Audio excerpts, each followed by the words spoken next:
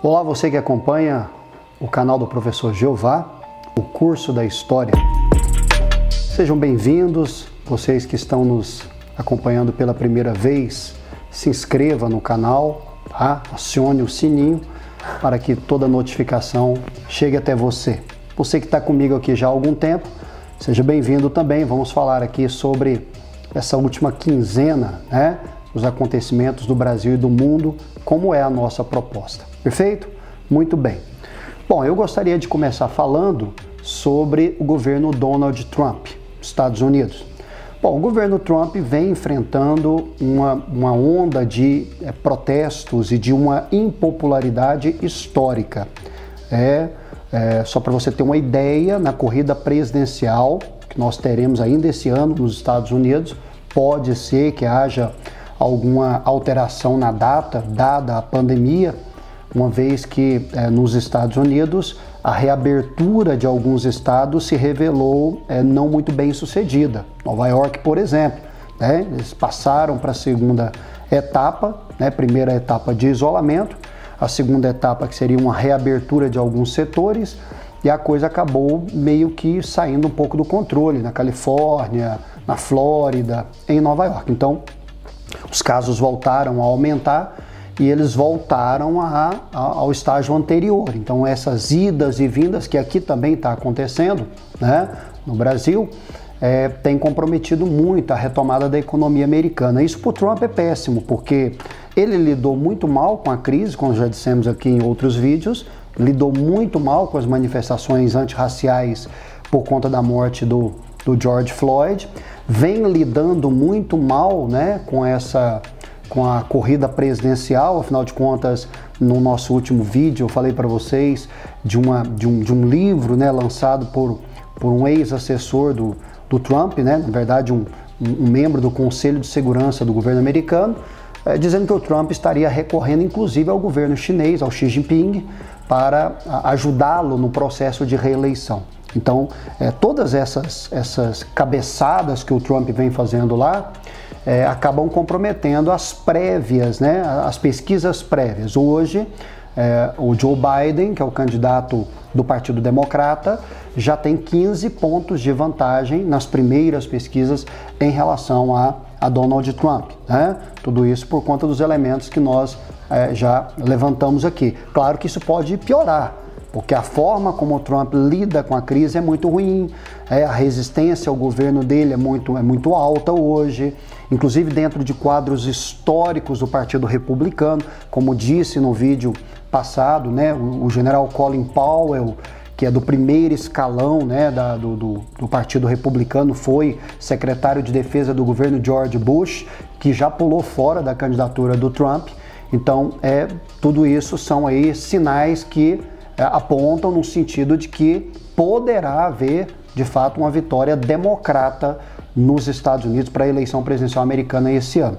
Que, claro, seria uma tragédia para os republicanos, não tenha dúvida, e seria uma tragédia para o governo brasileiro, né? Não se esqueçam, vocês que estão acompanhando aí os noticiários, antes mesmo da pandemia, o Bolsonaro apostou todas as suas fichas nessa estreita relação, até de submissão, né, com os Estados Unidos, e na mudança de partido, com certeza essa relação não será a mesma. O Partido Democrata, que poderá, inclusive, trazer como vice-candidata à presidência uma mulher negra, né? Pelo que já li aqui e ali, não se materializou ainda, mas se isso assim o for, né? Você ter Joe Biden como presidente, candidato à presidência, e uma mulher negra como vice, alguns ventilam o nome da Michelle Obama, outros chegaram a sugerir até o da Oprah Winfrey.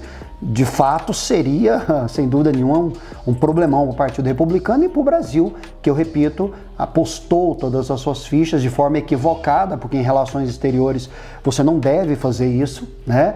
Já deu tempo do Brasil aprender. Claro que você não pode depositar todas as suas fichas numa única aposta. Claro, o melhor para um país como o nosso, que é sempre mais vulnerável, é você ter uma relação mais plural, é você diluir essa sua relação econômica internacional com outros players, né, e não concentrar apenas, né, nos Estados Unidos, beleza? Então, Donald Trump, atente-se aí, novidades estão aparecendo semana após semana e voltaremos a falar, tá?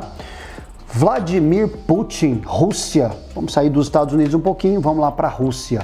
Vladimir Putin. O Putin, ele está tentando aprovar, na verdade já aprovou numa primeira etapa, uma medida constitucional que altera o processo eleitoral da Rússia e dá a ele, Vladimir Putin, a possibilidade de permanecer no poder até, pasmem, 2036. Você não está ouvindo errado, não.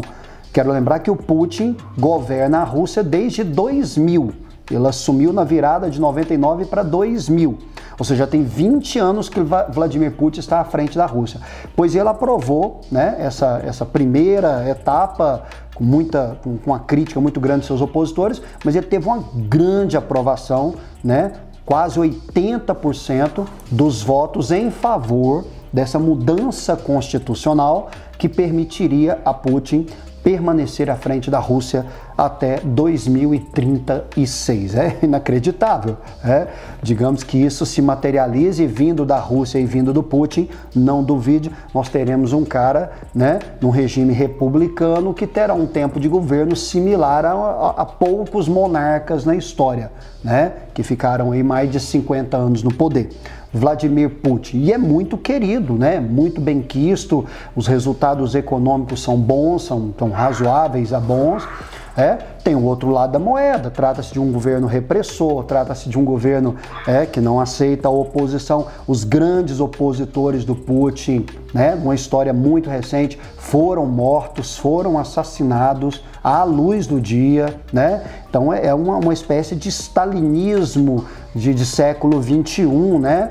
E com um certo, digamos, silêncio das comunidades internacionais. É assim, quando você tem um governo igual, por exemplo, o Nicolás Maduro na Venezuela, que também está há muito tempo à frente do país, há mais de 10 anos à frente do país está o Maduro, já que o Chávez morreu ali, se não me falha a memória, em 2012, né? É quase 10 anos, 2012, 13, o Maduro está quase 10 anos à frente da Venezuela, aí as críticas são severas. E eu não estou legitimando, eu quero que você entenda como é que funciona, né, essa coisa, essa relação. Então as críticas são muito severas, porque é o Nicolás Maduro, é a Venezuela. Mas quando se trata de 20 anos de Putin, com a possibilidade de mais 16, né, chegando aí a 36 anos de poder, 40 anos de poder, você tem um protesto aqui, você tem outro protesto ali, mas não mais do que isso, porque é a Rússia e porque é o Putin, né? Então vejamos aí qual o desdobramento desse capítulo, coisas da Rússia, né? O que mais? No ambiente internacional, Hong Kong. Pois bem, a China aprovou anteontem, né, o governo chinês aprovou, o Partido Comunista Chinês aprovou uma resolução que diminui a autonomia de Hong Kong. Isso tem gerado muitas manifestações. A China já tinha sinalizado nesse sentido naquela revolução que resultou em Hong Kong, da chamada Revolução dos Guarda-Chuvas, ou no movimento dos Guarda-Chuvas, você deve lembrar, isso é muito recente.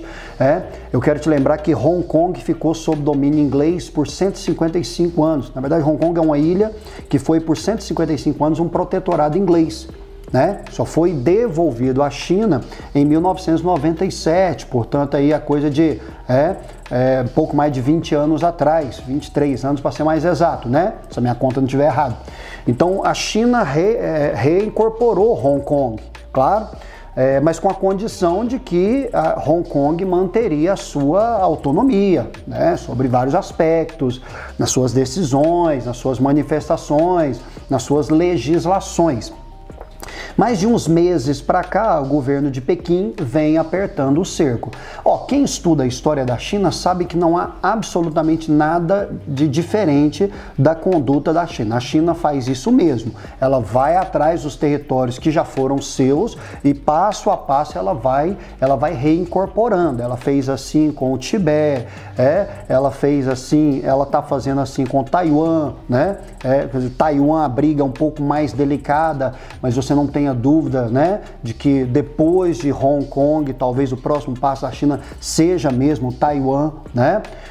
Enfim, beleza? Então Hong Kong, grandes manifestações por conta do aumento desse controle chinês sobre a ilha e da diminuição da autonomia de Hong Kong. Legal? Então, Estados Unidos com o Trump, Rússia com o Vladimir Putin e essa conduta chinesa em relação a Hong Kong. Tá legal? Muito bem. Europa. Bom, os países europeus que fizeram o dever de casa, claro, e que já estão retomando uma certa rotina, claro, não a mesma que existia antes, mas inclusive abrindo aí segmentos de turismo, né? Portugal e Espanha reabriram aí as fronteiras dos dois países nessa semana, claro. França vem retomando, Itália vem retomando, inclusive com campeonatos de futebol, campeonato alemão, campeonato espanhol e tal. Então os países europeus que fizeram, a Grécia, né, que teve um excelente desempenho durante a pandemia, que agora colhe os frutos disso. Então os países europeus vêm fazendo essa reabertura gradativa. E o que é interessante a gente salientar? A relação que essa reabertura europeia tem, por exemplo, com o Brasil. Aquilo que eu tenho dito, né? O Brasil não fez o dever de casa, o governo Bolsonaro foi inepto. Não se esqueça, nós estamos sem ministro da Saúde há mais de mês que nós estamos sem ministro da Saúde, né? Em plena pandemia. Os nossos números hoje ultrapassam 60 mil óbitos. O Brasil tem o maior número de mortos de toda a sua história, né? Superando inclusive o número de mortos que eu já disse em outra gravação, né? Superando o número de mortos da Guerra do Paraguai, por exemplo. Então nós temos hoje mais de 60 mil mortos, mais de 1.200.000 contaminados, fora, claro, as subnotificações e o governo batendo cabeça. Hoje mesmo Bolsonaro vetou um decreto que estabelecia a obrigatoriedade do uso de máscaras em lugares fechados, cultos, eventos, igreja, lugares assim. É um absurdo, é impensável isso, né? Mas o cara veta a obrigatoriedade do uso de máscaras, que é uma coisa que lá nos Estados Unidos o Trump também está pagando caro por isso. Você pode ver que o Trump não tem uma única aparição pública em que o Trump está com máscara. Eu penso, claro, que o Bolsonaro está imitando ele aqui, mas não deveria, porque lá, como eu já disse, a fatura eleitoral ela está muito alta em relação ao Trump, né? Pois bem, então aqui nós temos esse cenário de pandemia. Tivemos uma troca no Ministério da Educação. Eu quero falar sem rir, mas é difícil. Se não fosse trágico, querido ouvinte, né, amigo que está aqui comigo no canal, não sei nem como eu trato essa relação, mas se não fosse trágico, seria muito cômico que o ministro é demitido antes de assumir, que é o caso do Carlos Alberto Decotelli, né? Se não me falha a memória.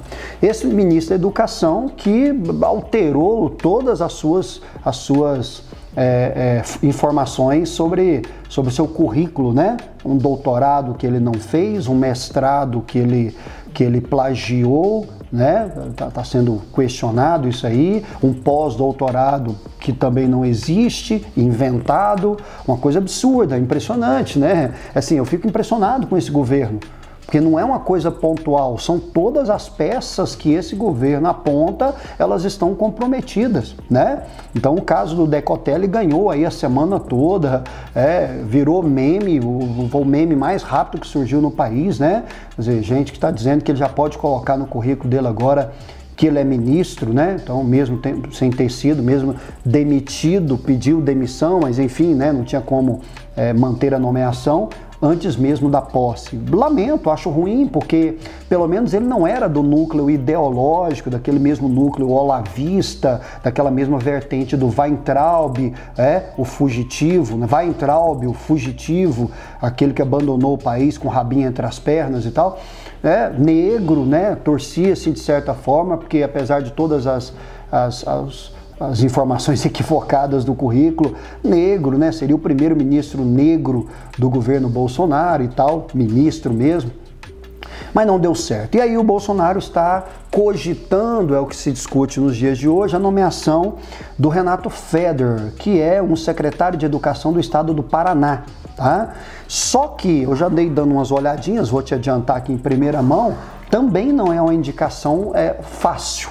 Se o Bolsonaro mantiver esse convite que já foi feito e, de fato, empossá-lo como ministro, será uma derrota da ala, por exemplo, ideológica, né? E isso é bom. A ala olavista não quer a indicação.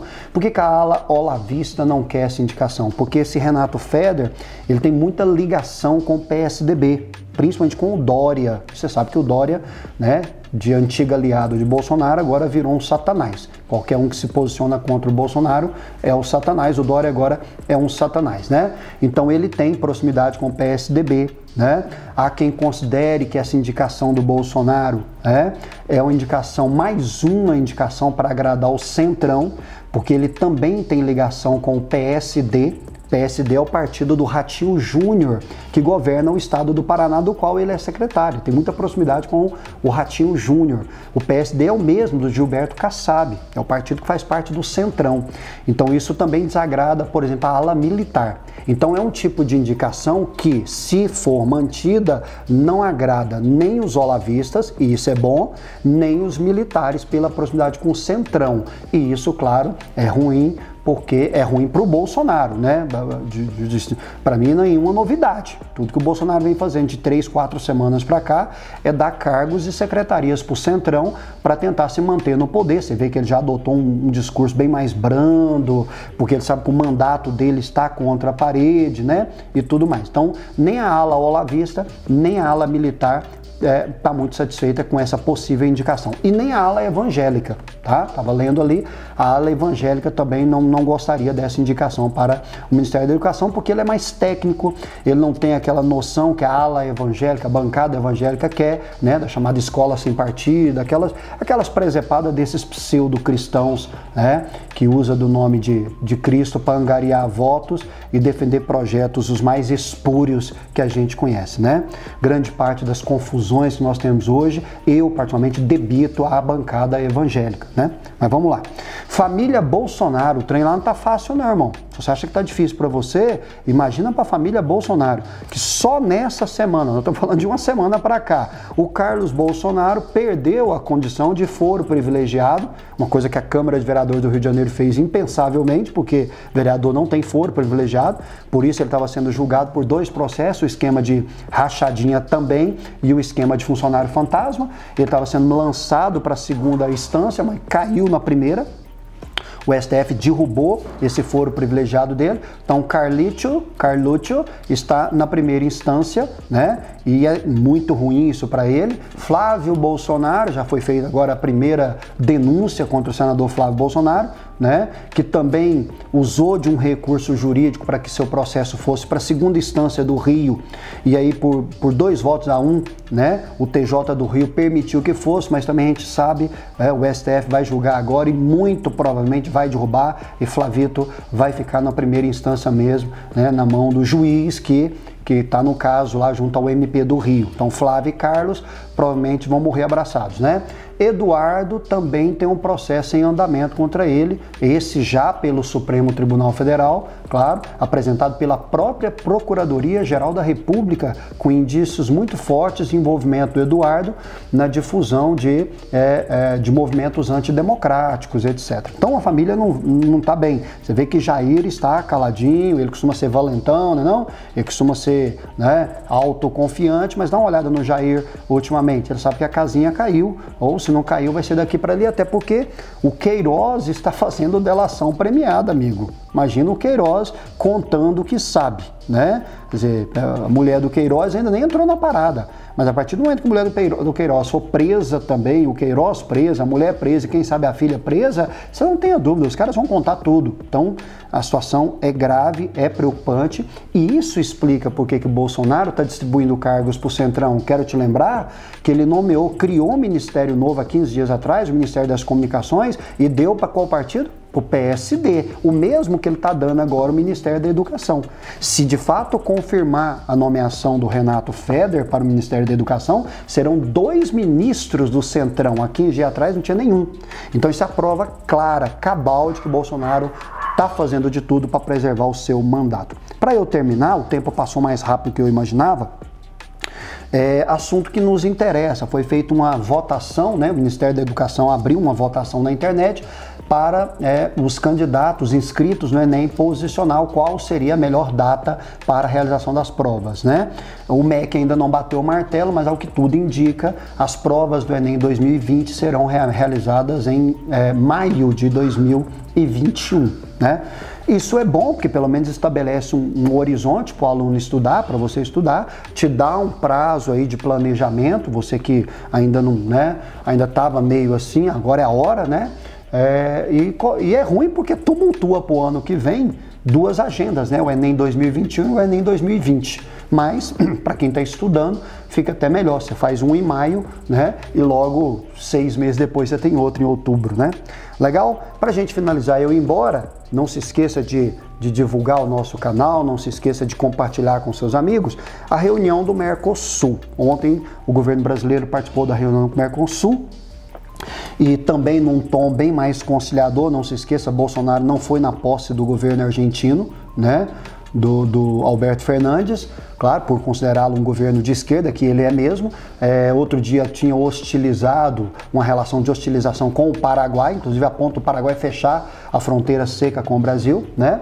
E, então aquela coisa mesmo assim de xerifão. Ontem ele estava mais brando, como tudo que o Bolsonaro vem fazendo nas últimas semanas, até porque a repercussão do primeiro ano e meio do governo dele na questão ambiental foi desastrosa, né? O número de queimadas na Amazônia explodiu, reservas indígenas, a mortalidade de índios com o avanço da Covid, isso está pegando muito mal lá fora, né? Um fundo, por exemplo, um fundo de vários investidores que totalizam mais de 1 trilhão, você não está ouvindo errado não, 1 trilhão de dólares que investiria no Brasil, suspendeu os investimentos diante dos resultados ambientais ou esperando um posicionamento melhor do governo, que é o que vai acontecer, por exemplo, naquele acordo União Europeia-Mercosul, que eu já disse aqui em outros vídeos, que possivelmente, se o governo brasileiro não apresentar, né, uma conduta totalmente distinta do que apresentou até agora, esse acordo vai para o saco. O governo uruguaio, que está à frente do Mercosul agora, vai tentar fechar esse acordo, mas a possibilidade é bem menor do que era há um ano atrás, há 6 meses atrás, por exemplo, né? Sobretudo pelo fato do avanço dos impactos ambientais. Legal? Então, muita coisa aqui para a gente sintetizar. Donald Trump nos Estados Unidos, vamos continuar acompanhando, Vladimir Putin na Rússia, vamos continuar acompanhando, o caso Hong Kong e China, e Brasil, que cabe quase que um vídeo diário para a gente falar das presepadas desse desgoverno. Legal? Me siga lá no Instagram, acompanhe as minhas redes sociais, adquira meus cursos, claro. Um abraço, espero você no nosso próximo encontro.